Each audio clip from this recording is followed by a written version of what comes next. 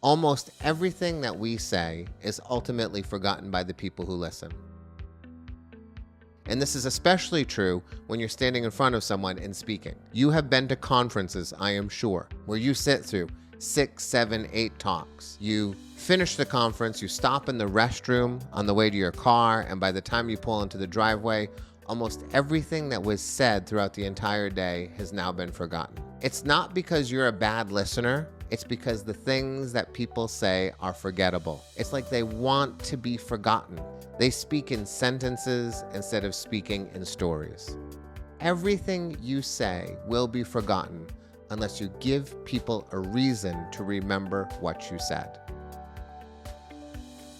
My wife and I were at a conference about a year ago, an educational conference. Alicia is a kindergarten teacher, I'm a 5th grade teacher. We were all in on this conference. We actually went to it hoping to learn something. The first speaker of the day was a man who took the stage holding an old 1980s metal lunchbox. He put it on a stool and he began to tell a story. He told a story about how his parents were first-generation Americans with almost no money. They were struggling to put food on the table. And yet every year, at the beginning of the school year, they always went out and bought their son a brand new lunchbox. The lunchbox, the one that is required to be cool. And if you grew up in the 1980s, you know exactly what I'm talking about. They were the kids who had the right lunchboxes. For me, it was Kiss or The Muppet Show, or the kids who had the wrong lunchboxes. And the right lunchbox was social capital. It meant access to cool kids.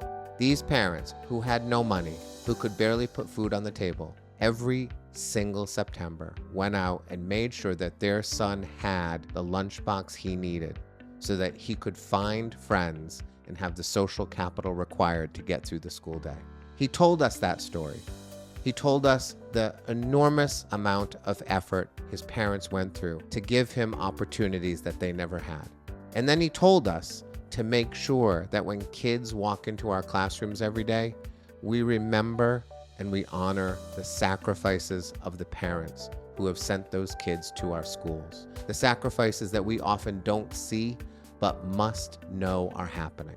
I will never forget that story, and I will never forget that message. It is in my heart and my mind forever. And it's simply because that man told a story. He told a story that was filled with humor and heart. He showed us a lunchbox. He spoke about his parents. He made me believe in everything he said. And because he told me a story, I can remember it today. The last speaker of the day, sort of the keynote speaker of the day, took the stage and did a fantastic job. He spoke in perfectly constructed sentences. He delivered those sentences brilliantly. He was eloquent, he was stylish, he was perfect.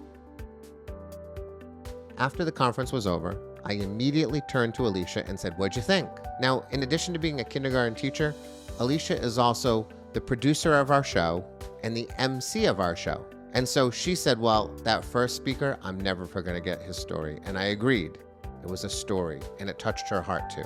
And then I said, "What'd you think about the last speaker?" And she said, "He was great." And I said, "Yeah, he was. What did he say?" Now, it was like 2 minutes after he had finished speaking, and I turned to a woman who is an educator and someone who is invested in public speaking and storytelling, and I said, "What'd he say?" And she said, "I don't really know." I said, "Yeah, you already forgot it, didn't you?" And she said, "I did." I had forgotten it too. Why? He didn't tell a story. He assembled lovely sentences in a perfect order, and he spoke them perfectly, and they were all forgotten. If you don't land images in someone's mind, if you don't land a story in someone's heart, if you don't touch them emotionally while you're speaking, you will be forgotten. You will be forgotten 2 minutes after you're done speaking by 2 people who are invested fully in what you're doing and how you're doing it. That is exactly what happened at that educational conference. And that's exactly what happens every single day in business. People stand on stages, in boardrooms, they sit at conference tables, they conduct all hands, and everything that comes out of their mouth is forgotten unless it's told with a story, unless it lands images in the hearts and minds of the audience. I'm never going to forget that man with his lunchbox, and I don't think you're going to forget it either. You didn't even hear the guy speak.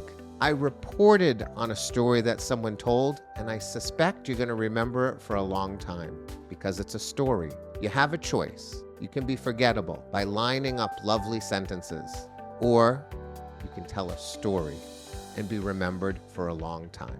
Remember, almost everything people say in this world today is forgotten unless you give them a reason to remember. Storytelling will give them a reason to remember.